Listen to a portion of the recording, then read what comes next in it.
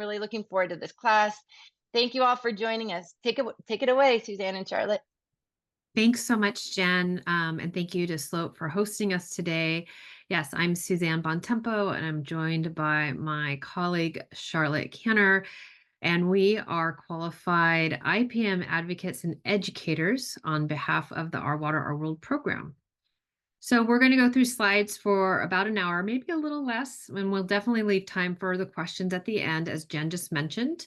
We are going to review a brief introduction to the Our Water, Our World program, if you're not familiar with it. And then we're going to dive into all the benefits of why we want to plant in the fall and how to protect and build healthy soil, and then garden maintenance, and then watering the garden during the fall months as we move into winter, pruning for the fall pest prevention, and then additional resources. So we have a lot of great stuff to cover this morning. So the Our Water, Our World program is a clean water program, and its goal is all around reducing pesticide pollutants that are toxic to our waterways. It's a partnership between the water agencies, municipalities, public works, and retailers like Sloat, designed to bring that awareness between pesticides and water quality and provide pest problem-solving education in a way that is less toxic and more eco-friendly. You can find the Our Water, Our World materials in over 200 hardware stores and nurseries in about 23 counties throughout California. And in most of the stores, you'll see a rack like this one in the photo to the right that has fact sheets in it. We partner with the University of California, the UCIPM, and these are kind of the shorter, more user-friendly version of that information on their website. We don't have all the topics that's on their website, but we do have 17, I believe, or 18 that you can reference. You'll also notice that many of the stores have these little blue shelf tags that are going to identify which products are going to be less toxic and eco-friendly and not a water quality problem. So please, for more information, visit the Our Water, Our World website at ourwaterourworld.org. And why do we care about water? Keep in mind that we all live among a watershed, and a watershed is an area of land where all that water is going to drain. Any water that's not absorbed into the ground is going to drain to a single body of water, such as a stream, a river, an estuary, a reservoir, maybe a marsh, a bay, and then eventually to the ocean. So when we use products around our garden and outdoors, anywhere out in the elements, keep in mind that there is going to be potential residues or microparticles that are from many of the synthetic chemicals, but also, pet waste, motor oil, cleaning agents and solvents, any type of debris that's out there in the environment. When there is a rain event, or if we have an irrigation overflow, it is going to move those little microparticles over to the storm drain or to a local seasonal creek, bringing with it any of those microparticles that can contaminate that waterway.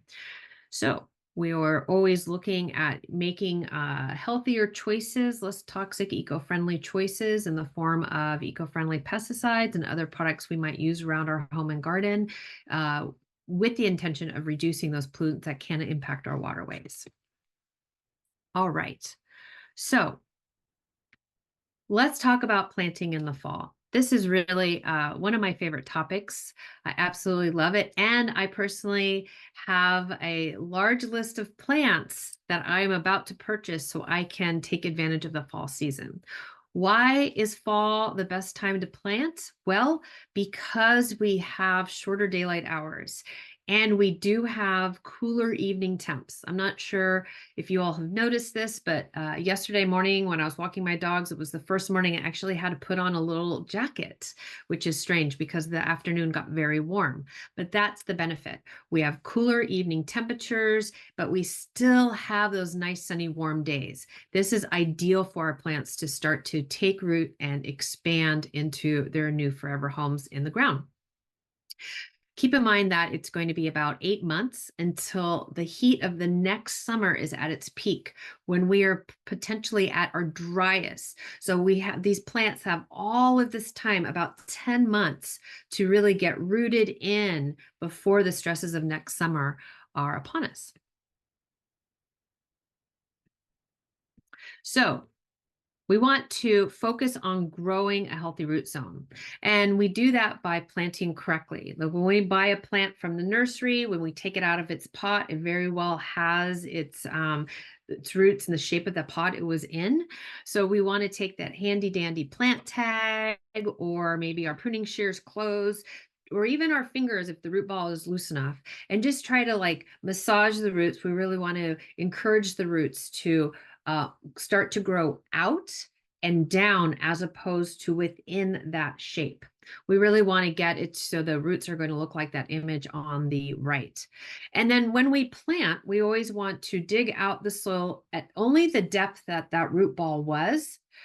If we go any deeper, we're going to be adding air to that soil, and then there's going to be a potential for that root ball to settle, which would then not be ideal for the plant.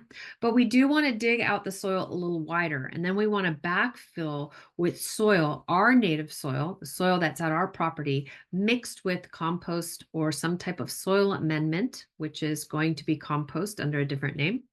And have that around the outer edges of that plant, around that the radius, and then we're going to ever so slightly have that plant just ever so slightly planted slightly above grade, so that when we put that nice thick layer of mulch on top, it's not going to gravity will not allow that mulch then to cover the base of that plant or the crown of that plant. The image, this illustration, hopefully you can get that idea of what I'm trying to say. All right. And then when we water plants, keep in mind that we need to baby these plants until they become established, or really give them a little extra care while they're becoming established. Planting in the fall means that the rainy season's right around the corner, and the rainy season is going to help us with that. But when we water, we want to really make sure we're the first time we water that plant, we're really saturating the soil around there. The reason why is because that soil is most likely really dry, and it's really going to bleed out or saturate out to the other areas. We just want to make sure that root zone is well hydrated upon first planting. And then from there, we are going to water it according to its plant's needs while it becomes established, watering it deeply, and then not watering again until maybe the top inch or a couple inches has dried out, depending on the size of the plant and the size of that root ball. Always driving that water to the outer edges so that we can drive the roots to grow out. And then, of course, increasing the volume of water so we can help roots grow down. And then plant selection for a healthy garden is really important. There are so many perennials and shrubs and trees that are ideal for our Bay Area landscapes and gardens. We always want to focus on choosing California natives as the primary, but we don't want to exclude anything else. Of course, Mediterranean native plants will be the next best thing for our gardens. And the reason why is because those Mediterranean natives are going to adapt to our summer dry climate with ease. All right. So, of course, focusing on regionally appropriate material is going to be, it's going to benefit us and our gardens more than we can even imagine. We'll see plants will grow healthier and with less maintenance, less care, less pest problems when we're choosing climate appropriate. And plants that are very specific and unique to our own microclimates of our gardens. We are going to always choose the right plant for the right place of a garden. This is really important. It's so fun to go to the garden center and just to be wowed by the beautiful new plants that have just arrived. I certainly am wowed by plants, and oftentimes will buy more than I need, because that's what we do as gardeners, right? But we want to do our homework. We really want to make sure that that plant that we're purchasing, that we're bringing home, has the appropriate place in our garden. All right. We want to match the plant to the conditions of the garden to keep it from being stressed. And then stressed plants are typically more prone to pest problems. So we want to make sure that that plant is going to be able to grow into the space that we have. Uh, if we have a plant that is going to the tag says it's the mature size is going to be 3 feet by 3 feet, but the space we have is only 2.5 feet. Well, that means we're going to have to be pruning that plant at some point. And the average plant doesn't want to be pruned on a regular basis. That's fine for boxwoods and privets and pittosporums, but a lot of our landscape perennials and some of our shrubs just would prefer not to get pruned on a regular basis because it will actually reduce their lifespan, will not allow them to complete their growth with each year, which means going to flower and then completing that flowering cycle.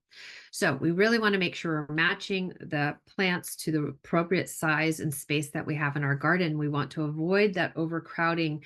And then we do want to group plants together among the garden so that their needs all match once they're established. So we want to avoid planting something that would prefer little to no water once established next to something that would like some more moderate or regular watering. So just keep that in mind when we're adding more plants to the garden. And then as we are moving towards a cooler season, now is the time to plant cool season food crops. Um, the the evenings are getting cooler, as I mentioned, but the days are still warm and in fact sometimes kind of hot, right? But this is ideal because our cooler season crops, though they're going to thrive once we get into deeper down into the fall and winter months. Right now is the time for those root zones to become established. All right. So this is a great time to sow pea seeds, to plant the alliums, the garlic, the onions, the shallots, many of the brassicas, such as broccoli and cabbage and bok choy, and all of those leafy greens like the chard, the kale, the lettuces. And I also really love planting my herbs this time of year, those leafy herbs like the cilantro, the parsley, and dill. Believe it or not, cilantro, parsley, and dill really thrive in our cooler months. All right. So you will not see them bolting as quickly, and you'll actually be able to enjoy those herbs for a longer period of time. You can reference the local Master Gardener websites for planting guides. This one is for San Francisco, San Mateo, but since the Sloat Garden Centers are throughout Contra Costa County and Marin County, please reference those websites for those Master Gardeners for a planting guide. And also, your local Sloat stores will have planting guides for your area for what food crops to plant now. And then the other favorite part about the fall is this is the perfect time for planting spring bulbs. We're looking at the irises and crocus, tulips. Keep in mind though, tulips and the crocuses might need to go into the refrigerator for a few weeks to get a proper cool off before they get planted. So again, check with your Sloat associates to see if the bulbs you're purchasing need to be refrigerated for a few weeks before they go in the ground. But for those of us that live among the deer, there's going to be many bulbs that you can plant that will be deer resistant, and in some cases also gopher resistant. So again, ask those associates at the Sloats, but we're looking at the alliums, the crocus, the daffodils, the grape hyacinths, and snowdrops. Snowdrops are just so beautiful.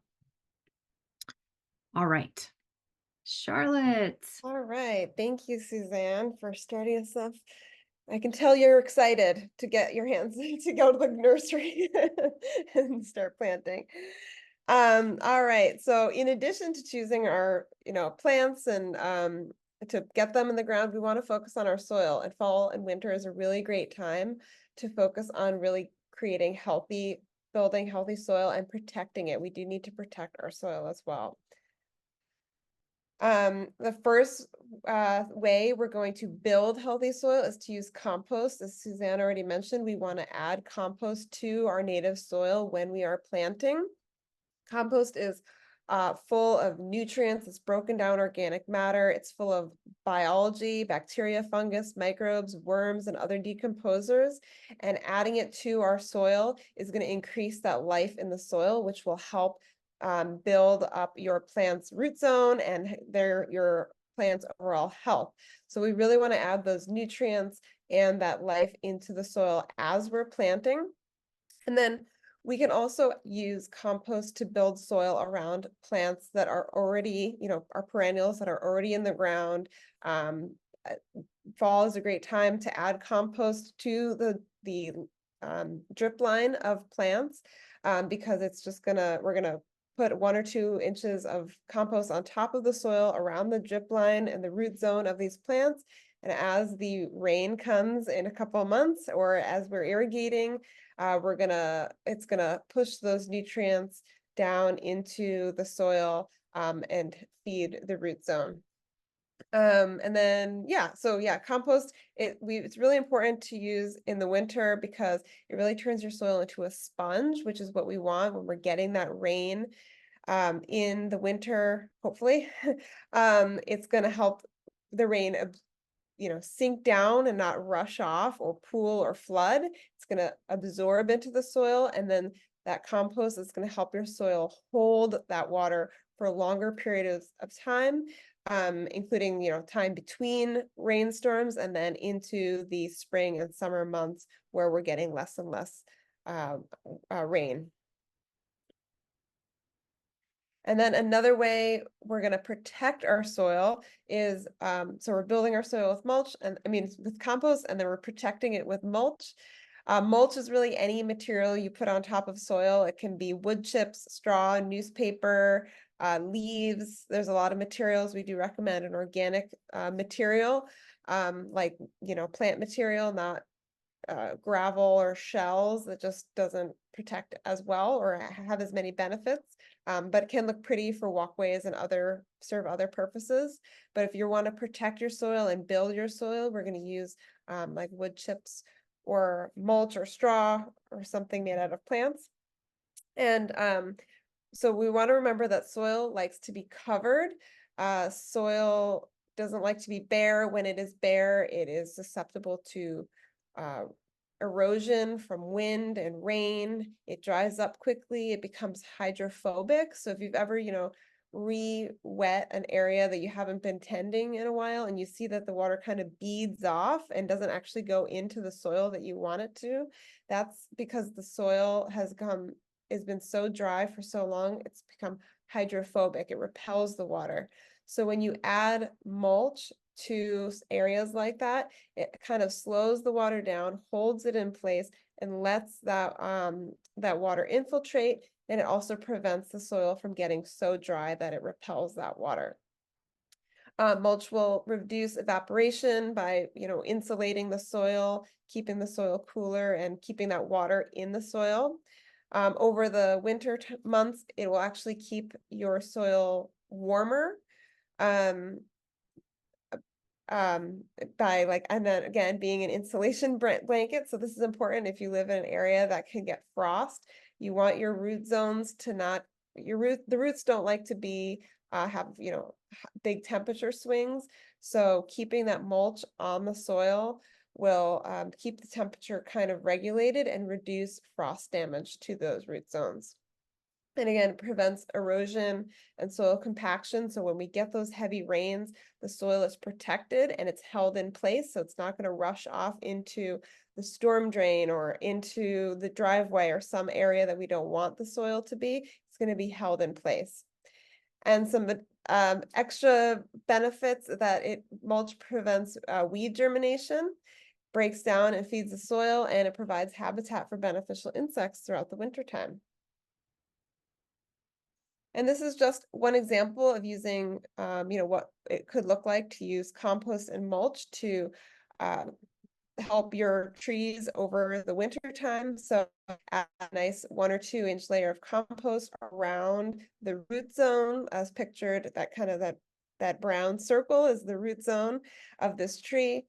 And then adding mulch like straw on top will keep that keep that compost in place and help that water infiltrate that area better. She is being, in this picture, she's being very careful to keep the mulch away from the stem of the tree. We always want to make sure that we're not putting any organic material like compost or mulch up against the stems or the crown of the plants. We want to give them a little bit of space so that we don't invite too much moisture at that zone, because that could cause disease and other issues. Another something to consider in the winter months is called sheet mulching. This is really just layering cardboard on top of an area and then adding mulch on top. So it's not that much difference than regular mulching. You're just kind of adding cardboard underneath. I have done it myself. It's really a great way to prevent or smother weeds. I have a big area of like oxalis pops up, first rain of the season, oxalis pops up in my yard. Um, but I put 3 or 4 layers of cardboard down before that point and 3 inches of mulch on top. And I didn't have oxalis in that area for, I would say, 1 to 2 seasons. It comes back, but you can add, sorry, someone's knocking on the door.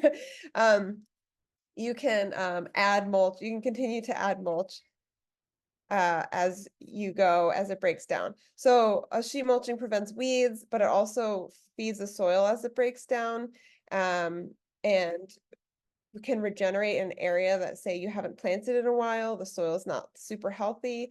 Adding it now and then letting the rain kind of sink in and break that material down will regenerate that soil as well. And then another way to cover the soil and protect that soil and build the soil is cover crops do double duty. Cover crops are just plants that we can plant during the winter, we can plant them anytime, but winter is a great time for maybe in our veggie beds that we're not using, but we have like the area, we don't want to leave it bare. They're just plants that grow. They're not very expensive, but we're not really growing them for food or any other purchase. We're literally growing them to cover the soil and have roots growing in the soil. So something like fava beans, clovers, ryegrass, peas can do this, and you can buy those seeds at Float. So any area that you're not using, like a veggie bed or just part of a bed that you might use in the spring, but not right now, plant those plants, they'll grow, they will act as like a higher up mulch. So when the rain comes, the rain comes down, and instead of like, beating down on that bare soil, it's slowed down by the leaves of the cover crops, and then that water can slowly infiltrate down into that soil that way. And then having those roots of those cover crops in the soil is going to keep feeding the soil over time. And whenever we have living roots in the soil, that soil is getting fed, the microbes are getting fed, and it's getting healthier, and you're improving your soil. So what I do recommend is, planting during the fall and winter, and then we want to cut the plants down before they go to seed. So when they have their flowers out, maybe we want to start cutting them down. Some of them you can save, let them go to seed, so you have seeds for next year. And then you can chop them down to the base. Don't pull them out because that will disrupt the soil, but cut them down at the base, let the roots kind of just break down in the soil, take that top part, chop it up, use it as mulch, or use it as it to your compost pile, and you'll have compost for spring. All right, and then so that's building our soil, that's choosing our plants. Now we're gonna talk about what we're gonna do in the garden for maintenance this season. If you have, of course, anytime you're out in the garden, we're going to monitor for pests. They can be very hard to see. So you want to be on your morning walk with your coffee, check the leaves, inspect, does everything look okay? The more we monitor, the earlier we can catch pest problems and the easier we can deal with them. So try to walk through your garden daily if possible and really enjoy all, the fruits of your labor, how beautiful it is, and also inspect for those pests. If you grew fruit in your yard, or not any kind of food, sorry, in your yard this year, pick up that fallen food crops like the apples and other fruit, and pick up any old like veggies, tomatoes, lettuce, chard that you're not eating or kind of just fell off the tree or the plant. Pick that up. We don't want to leave that there because that will invite in other pests like fruit flies, ants, rats, um, and make kind of a mess. And any fungal spores or diseased plants that you see, we want to get those off the property as well, including from fruit, leaves and fruit. And I do recommend leaving the leaves. This is a campaign from the Xerces Society. It actually makes the gardener's life easier. We don't have to haul those leaves off of our property and get them picked up by the city. Leaves are, they're natural mulch.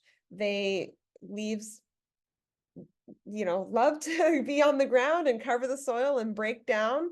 The other benefits, fallen leaves provide food and shelter for pollinators and other good bugs throughout the winter. So when we leave the leaves where they are, we're providing that the habitat for all those good bugs that we want to see in the spring. And leaves break down and feeds the soil as well. And yeah, if you don't want to go out and buy bags of mulch, you can just use leaves as mulch as well. Now, might not want to cover all of your plants like ground cover and succulents and other perennials. You don't want them covered in leaves. So just clear the plants off of leaves and then leave the leaves in between the plants as a natural mulch. And then another, great way to be a lazy gardener, but also help the ecosystem. It's not a lazy gardener, you're a thoughtful gardener, but it makes it easier for you, is to let plants complete their life cycle. So what does that mean? We're letting plants go to seed, letting things dry out. I know sometimes it can look a little yucky and you want to prune it off, but let the plant, flowering plant dry out. Let them go to seed, let the birds come and eat those seeds, and then maybe later in the season we can prune them out, or early spring we can prune it out. But let the plants fulfill their life cycle, because you're helping birds and other creatures in the ecosystem. Berries, nuts, seeds, all those things provide calories to birds throughout the winter. They need that calories and nutrients to survive. So let them handle it. And then some plants even provide nesting materials like the Japanese anemone and the clematis. That can be used for birds during the winter as well. And then also to help our bee friends, another thing we can do is if we have plants in the garden that have hollow stems, maybe Jen or Suzanne can suggest a few. If they know of any off the top of their heads that have hollow stems, you might have them in your garden. You don't want to prune them fully back. Leave them about 18 inches, because plants with hollow stems become habitat in nurseries for native bees, certain native bees. They actually will lay their eggs in the dried out stalks, and then in the spring they will hatch and more native bees, and we want to support those native bees as much as we can.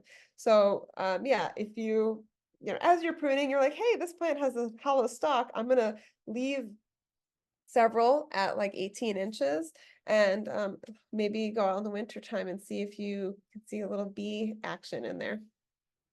Yeah, the one that I was just gonna say, because you wanted a name of some, but that looked like a Shasta daisy on the left. Mm, there probably. And Yeah, so that has, yeah. Shasta daisies, sunflowers, Hmm. uh, the sedum, autumn joy or autumn fire. There's another slide coming up that I'll be addressing those. So okay, yeah, there's a lot of wonderful herbaceous perennials that are going to offer nesting for our native bees. thanks.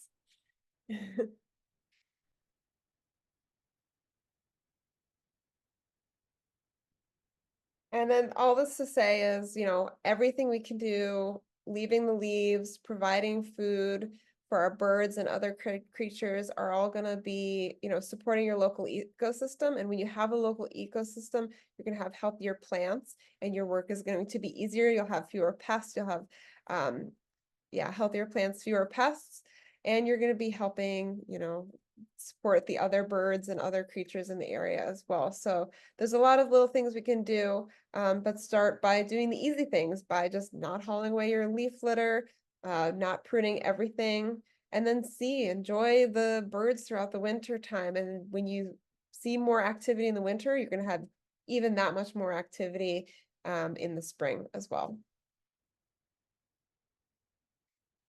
Something that we get a lot of questions about are mushrooms. Mushrooms are totally normal to see, especially if you have healthy soil full of life and full of nutrients. And then once we get some rain, we're going to start seeing mushrooms pop up. Totally normal, totally expected. Mushrooms are just the fruiting body. They're just the above ground body of a huge underground network of mycelium. That's what the strands are called under the soil. That mycelium is really helpful and necessary to building healthy soil and healthy plants. So generally, I would say if you see mushrooms, yay, good job, you have healthy soil.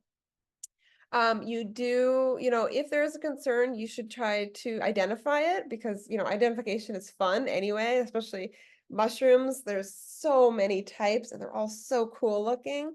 So try identifying them. Um, you don't need to remove them. I would say if you're concerned about kids or pets eating them or licking them, you can remove them for sure. But them themselves don't really they're not really a problem. I would say the only risk, and maybe I don't know if Suzanne wants to contribute to this, is that some mushrooms could be a sign of maybe an issue with a nearby tree, but that would lead to identification would be the first step in figuring out if they are a problem, but generally they're not.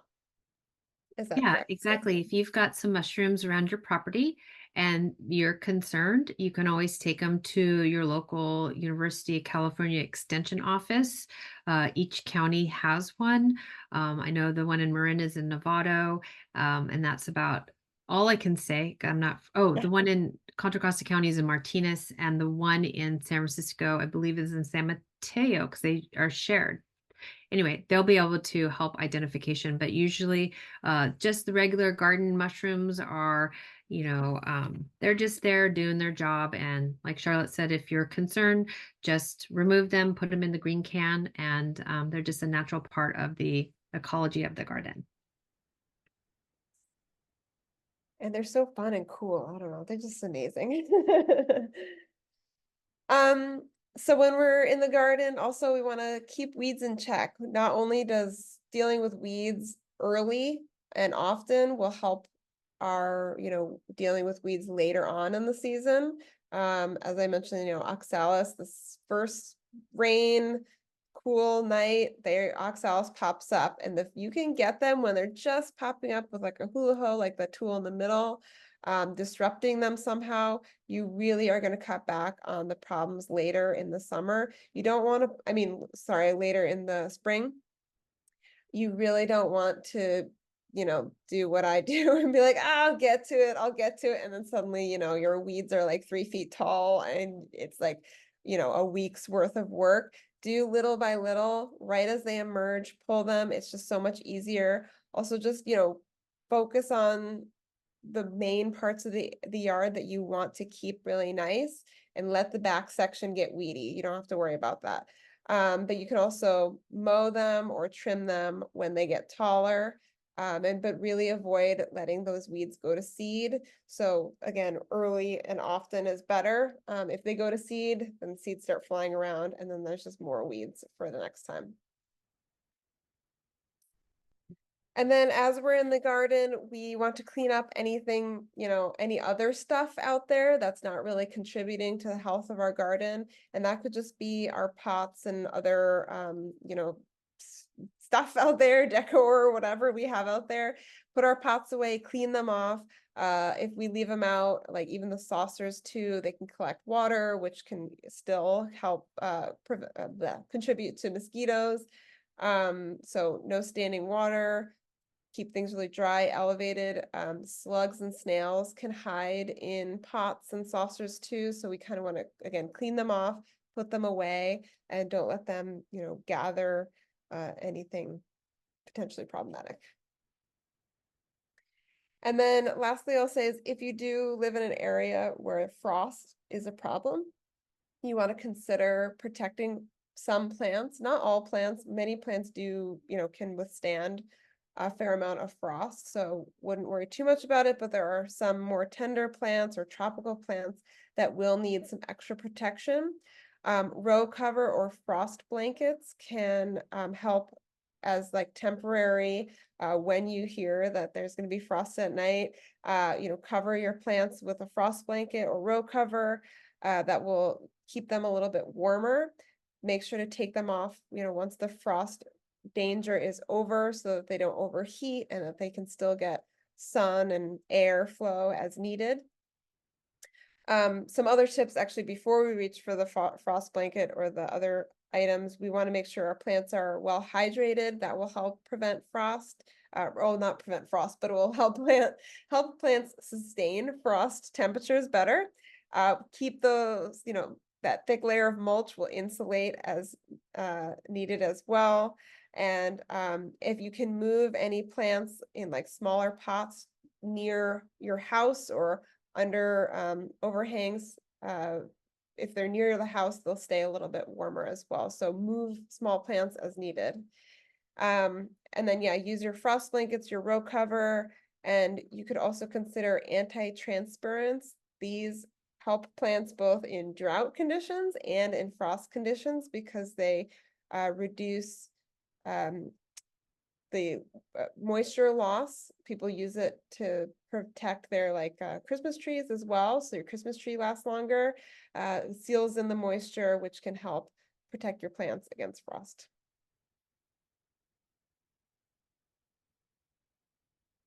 All right.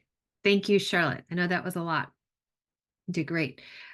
So much to share. So I am going to talk about watering our garden during the fall months as we move into winter, because this is when things get a little dodgy and maybe not always straightforward for the average home gardener.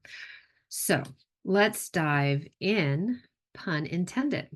So as we start to see a change of the season, as I mentioned, we are getting shorter daylight hours. We are getting cooler evening temperatures, but we still have the potential for some hot days. All right. We're not really out of the woods yet. So what we want to do is get outside in our garden and feel the soil. Has the soil dried out enough before the next irrigation scheduled time is due to go on? We're going to notice that actually the soil's staying wetter, staying hydrated for longer. So we're going to reduce the number of days, or we're going to reduce the frequency. So instead of 3 days a week, we might just drop down to 2 days a week. Now we're still watering for that nice long period of time to get nice deep water down into the deep root zone. We want to always avoid watering shallowly because shallowly watered plants will evaporate out quickly and dry out faster. So we really want to water deeply and thoroughly, but then we don't want to water again until that soil has dried out enough. Oftentimes what happens is our soil staying too damp for too long, and then we start to see problems like fungal issues around the root zone, the trunk, or the leaves.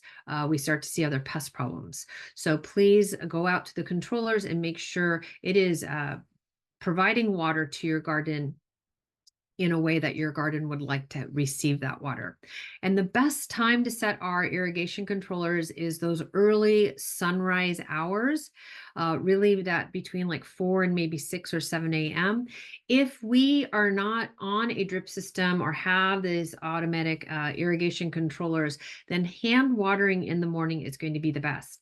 The trick with hand watering, though, is that we want to make sure that we are really out there long enough to saturate the soil.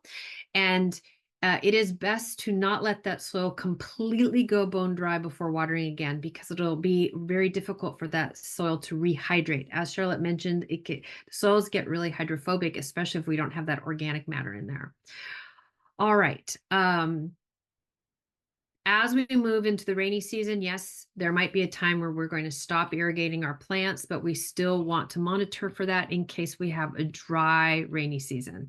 Then in that case, we're going to want to maybe just turn those irrigations on briefly during the dry periods. And then, of course, when we water, I just love this illustration. Understand, we've mentioned a lot, we've referenced the drip line several times in our program, as we do. The drip line is just the outer edges of that plant. In this illustration, we see a tree, but it could be a rose bush, it could be a lilac, it could be a lavender, it could be, whatever that plant is. It could be tomato plant. We're always wanting to focus the water out on the outer edges of that plant as that plant grows. It's called the drip line. It's also called the root zone.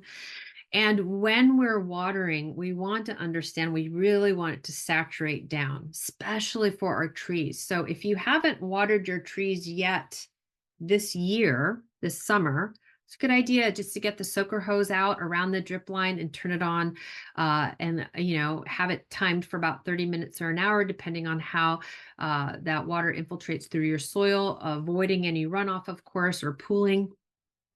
But this is a great time as we move into fall to do some pre-watering to our trees and other deeply rooted shrubs, because again, we have those cooler evening temps, and that these plants are really going to benefit.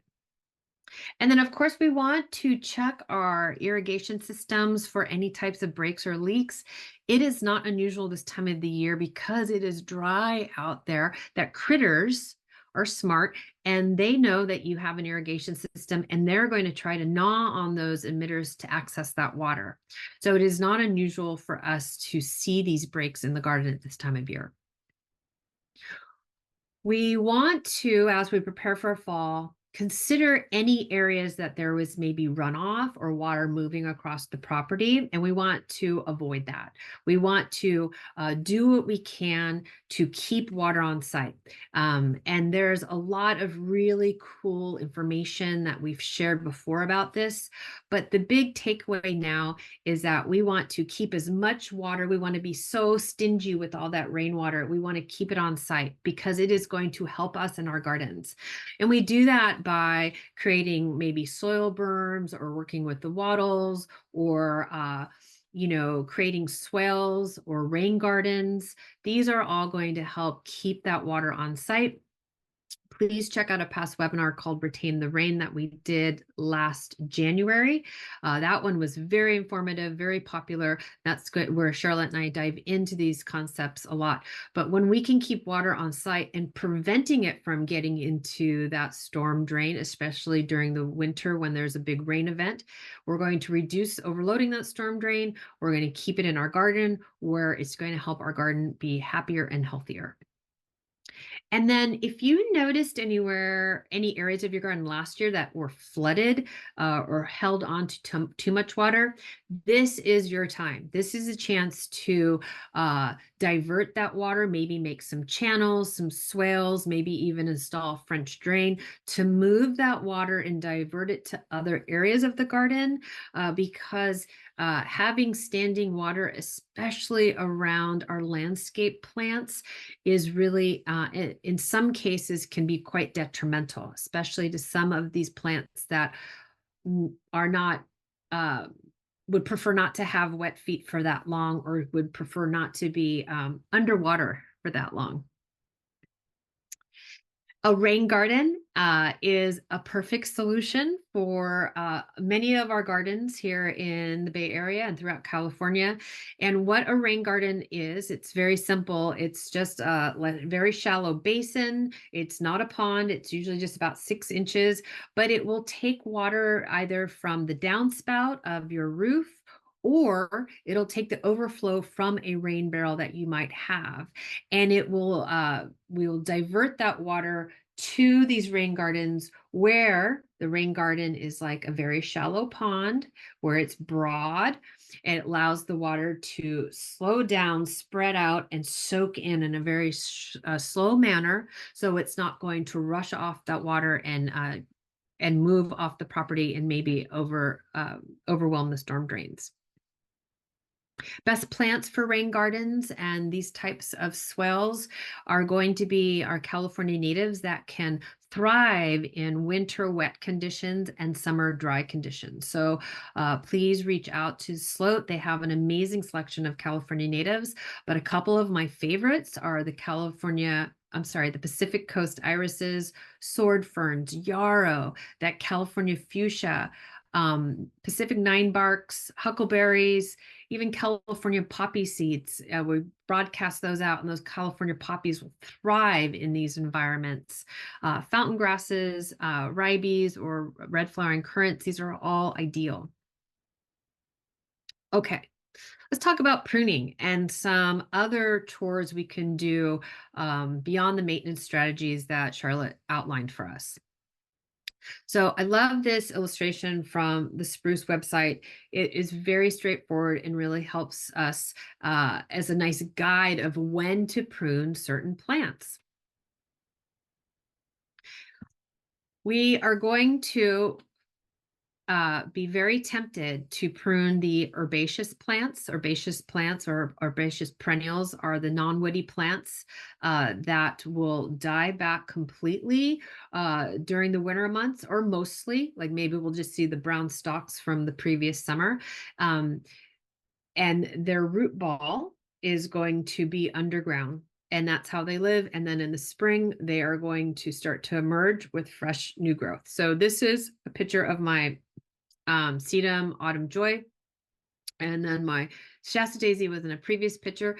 Unlike a woody perennial like a lavender or thyme, these will die back. But as a professional maintenance gardener for about 30 years, I had this new concept of leaving the stalks. It was really, really hard for me to do. I'm just so conditioned to make sure everything just looks picture, photo, magazine perfect for the clients. But when we can leave the stalks, you're going to notice that they are hollow. And as Charlotte mentioned, a lot of our native bees, in fact, 30% of native bees are going to be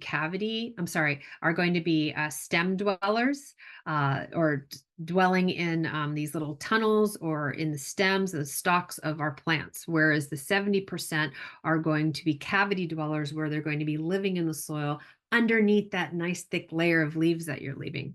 So when we can leave the stalks and cutting them anywhere from 10 to 20 inches, 18 is ideal, but any in that range, this is going to really benefit our native bees. However, if we are unable to do this for a number of reasons, if we just cut those stalks and lay them on the ground next to the plant in a little wad, they're still going to be able to access and use those stalks as their nurseries. Pruning our woody perennials right now, shearing them back is going to be ideal. This is going to be like the oregano, the lavender, thyme. These are just some of the plants I can think of that I have in my garden that I would be shearing back this time of year. And then they're going to look really tidy and beautiful. And then they're going to have their new flush in just, it seems like a few months. It seems like spring always happens pretty quickly. Next thing we know, right around the corner. And then we absolutely want to be mindful of the trees around our property. So we're not going to look at doing any hard pruning right now, and especially on our deciduous fruit trees. This is not really the time of year to do that winter pruning. But what we do want to be mindful of is any whips that are on the tree, those branches that are just growing straight up, that might cause a stress if they're to a structure. If we happen to have a strong wind and weather event, we want to prune those down. Or if there's a limb overhanging a house that could be potentially a risk, we want to make sure we have a certified ISA arborist come and manage those limbs to protect the structures, especially our roofs of our homes.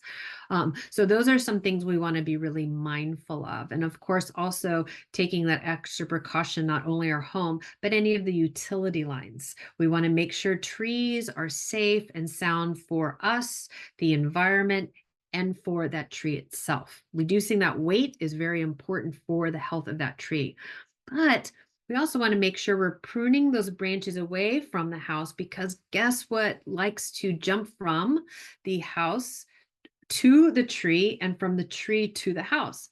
It's rats and squirrels. Raccoons sometimes can access our roofs as well. And if there is a small hole then in our roof at any point, then yes, those rats, those squirrels, and eventually those raccoons can potentially access that area. So we want to make sure we are preventing any further problems. All right, so now we're going to talk about a couple of specific fall pests and how to prevent them, or spring pests too, and how to prevent them as well.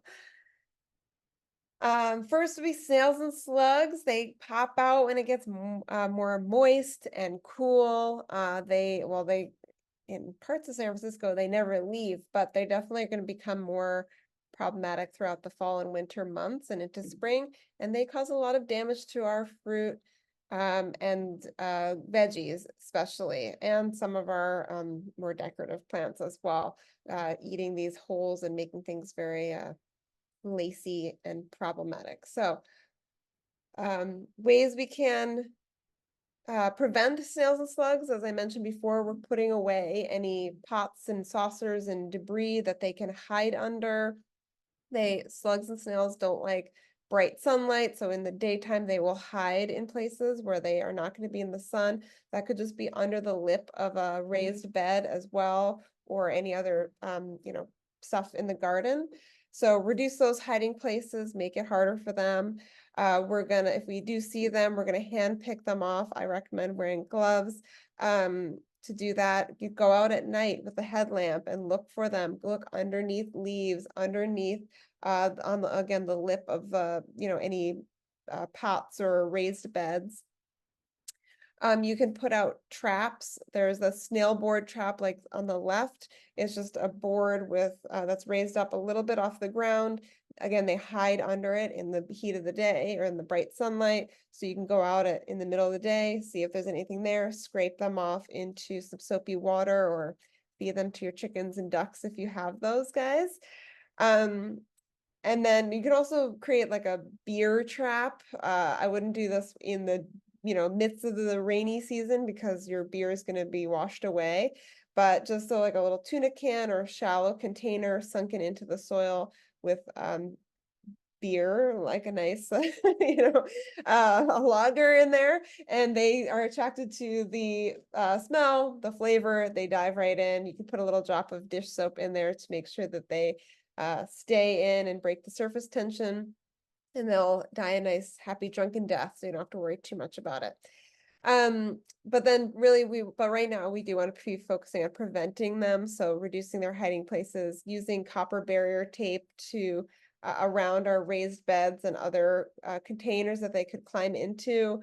Snails and slugs don't like climbing across copper.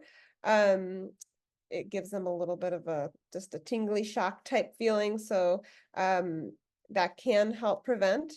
And then creating barriers with chunky wood mulch. The nice thicker mulch could be used strategically to keep the snails and slugs away.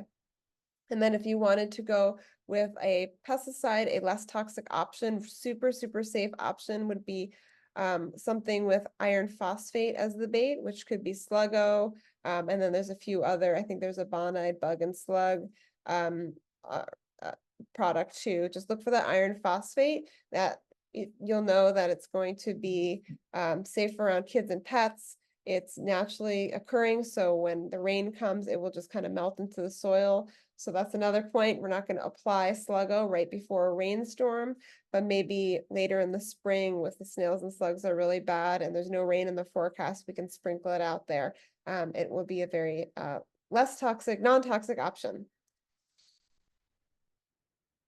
And then we might see signs too, both in the fall and then in the early spring too, of damage to soil or to lawns, usually from moles, skunks, and raccoons. They're usually just digging for worms and bugs and grubs in the soil, and they can really damage turf and lawns, kind of make a big mess out of our gardens. So some ways to prevent them would be just to keep the turf area really healthy. That'll reduce the amount of grubs in the soil and then therefore reduce the attention that moles and skunks and raccoons give to that area. Using exclusion when possible. I know this sounds kind of crazy to like exclude creatures from like a flat area or from the yard, but simple things like in this picture, there's poultry wire laid down on a section of lawn. If there's a section where we know is getting a lot of attention from these critters, lay that poultry wire down, stake it in with some irrigation stakes.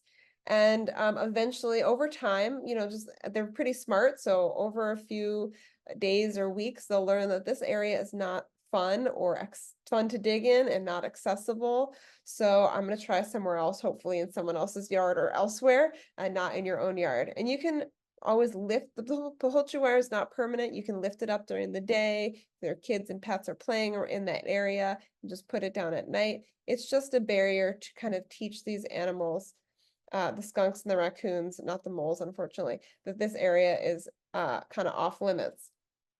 They're very smart. They can be taught. And then removing food sources. So any other food sources besides the worms and the things in the soil. So we're picking up old food to reduce raccoons. Raccoons like water features too. So if we do have a really bad raccoon problem, we want to maybe change up our water feature or reduce access to that. And then just, not giving these creatures any more reason to be in our yard. Reducing their access to food in any way we can. So no pet food outside and reducing other, forced sources of food like bird feeders. And if you do have a grub problem in your soil or your lawn, there are ways to manage that, which will then hopefully manage the moles and the skunks and the raccoons as well. One way to do that, a great way to do that is using what's called beneficial nematodes, which are living organisms that are like microscopic little worms. They move through the soil. They are naturally occurring, but you can add them to your soil. They move through the soil. If they find a grub, they're going to parasitize it. They're going to basically like infiltrate it and kill it from the inside out. Kind of nasty, but very effective. And they can be watered into the soil. And if their food is there, great. And if it's not, they will, find food elsewhere. You can buy beneficial nematodes at Slope Garden Center and some other online resources as well.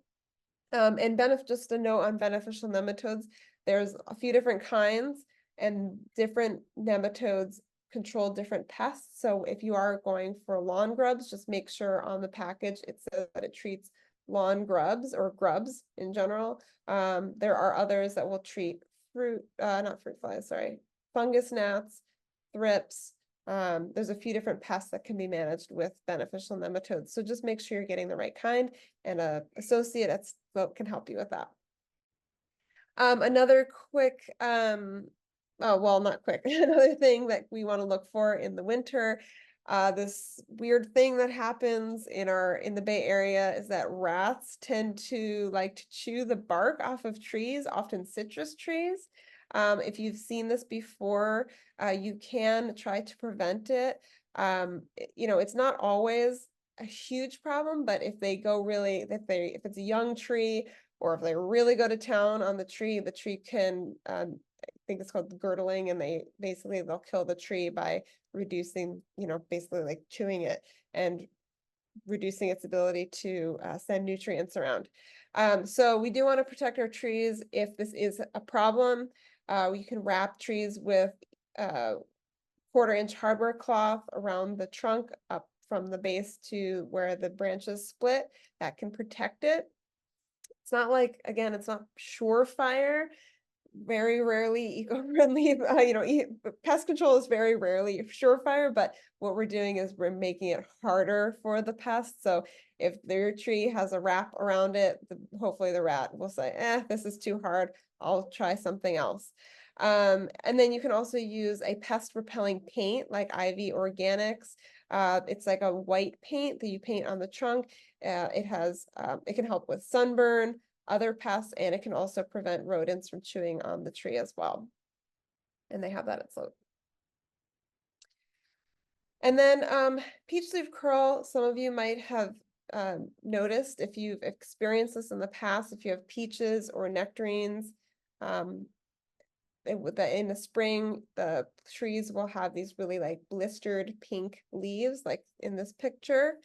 This is called, excuse me, peach leaf curl. It is a disease, or it's a fungus, excuse me. If you experienced it last spring, an excessive amount, you might want to consider using a dormant application of copper fungicide this November, or this winter time. November is the time to apply it. And the copper fungicide is what we recommend as a dormant application once the tree has lost its leaves. And you can talk to an associate at Sloat to learn more about applying a dormant spray. And then the same thing with aphids. If you experienced a really crazy amount, excessive amount of aphids on certain trees or plants in the spring, you might also want to consider a dormant application of horticultural oil. So what that is just spraying the horticultural oil during the winter months, like starting in November.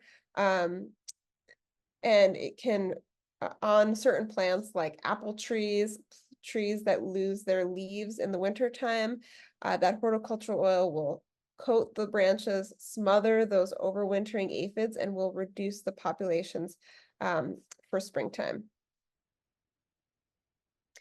And you can learn more about pests, and see our fact sheets, learn more about the Our Water World website, ourwaterworld.org. You can learn about like any pest in California on the UC IPM website. Highly recommend that one to learn more about less toxic ways to manage pests. If you want to learn more about specific bugs to help identify, you could use bugguide.net, a really fun website to explore.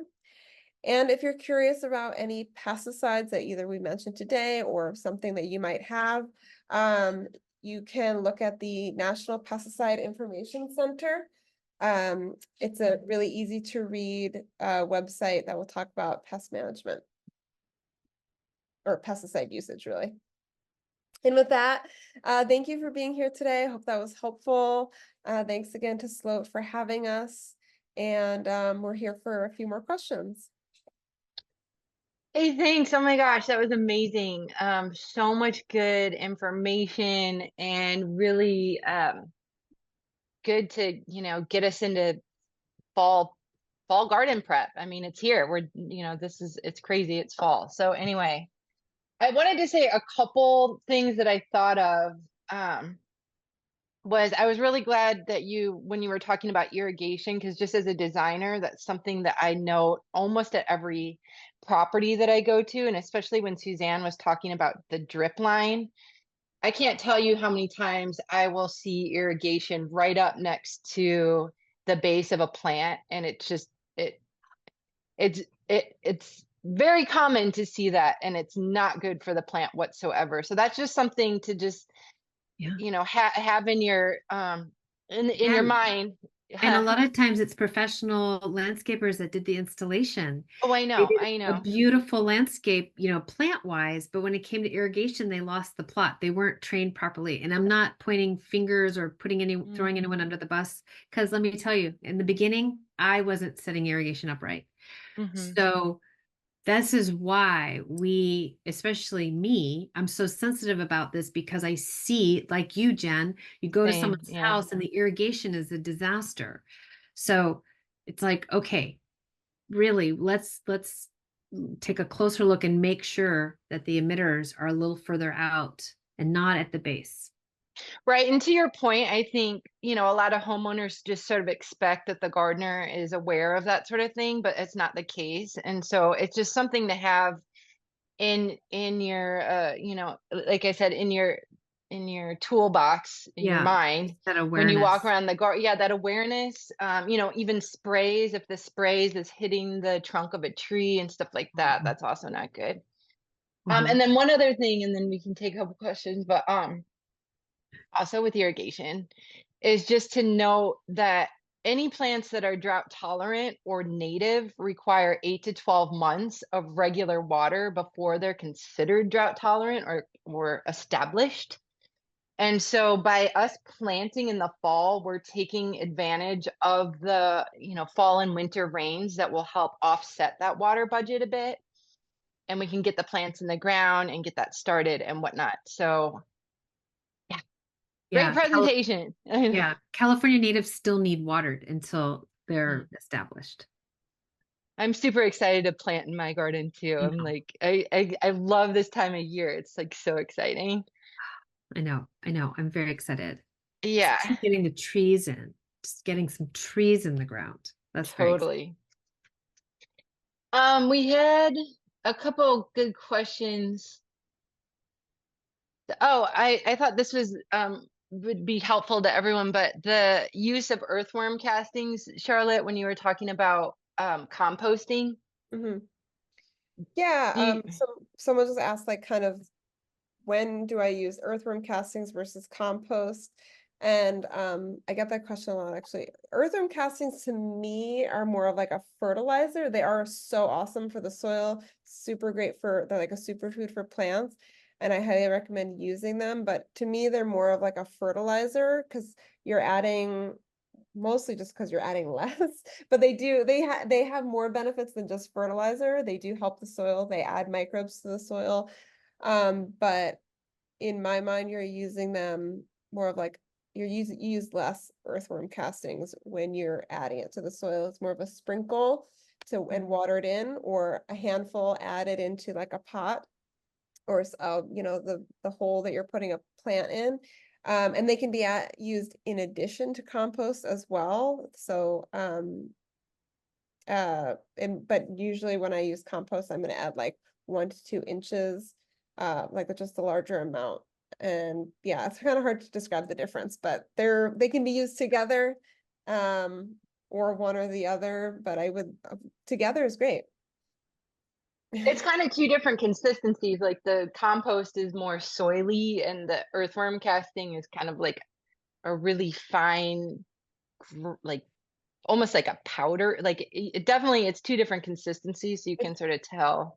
And you can kind of think of compost as a soil amendment, like you're adding Mhm. it to the soil to help build the healthy soil, whereas earthworm castings does that, but kind of, um, I guess, I don't know, I'm kind of talking myself into a circle because they're not Yeah. really, can't really Earthworm describe. castings are, I think earthworm castings is more as like a concentrated like soil and plant food. So again, similar to the fertilizer, it will also have all that live biology in it, which will do similar things that the compost does, but it's more concentrated and it's more like a superfood, or like that soil gold. You don't need to use a lot.